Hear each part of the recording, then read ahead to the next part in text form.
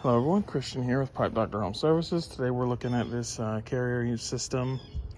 I was here about 2 weeks ago, did a maintenance on it, and now we're back. When I did the maintenance, system was low on refrigerant, added, I think it was like 5 pounds of refrigerant and a leak sealer.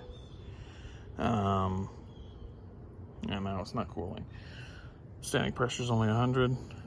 I shut it off. I'll turn it on now and we'll see what it does.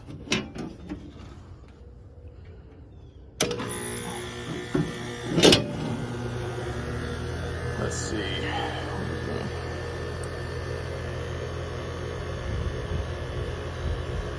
Oh yeah. Okay, so yeah, she lost all her refrigerant in 2 weeks. So I've got, in addition to the refrigerant, we also put in a leak dye, or a leak sealer that's also got a UV dye in it in the system, so I should be able to look around with a UV light and try and locate where this refrigerant's being lost at, especially if it's all gone in 2 weeks. Okay, so after seeing it was low on refrigerant, I had a short conversation with the homeowner while I was writing everything up, and apparently they can't afford even me adding any labor onto this thing, so they said that they just want to stop here. So I'm gonna stop here. And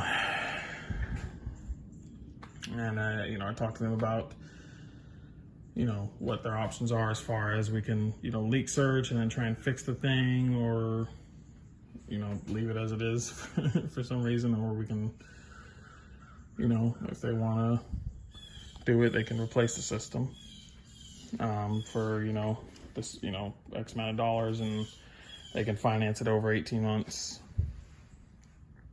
so they're not paying a chunk of change all at once. But they say they don't really have money for it, so they said they might have to wait like a month before they can really do anything. We'll see. But that's it for this one. If you guys liked the video, please give it a like. Thanks for watching and have a great day.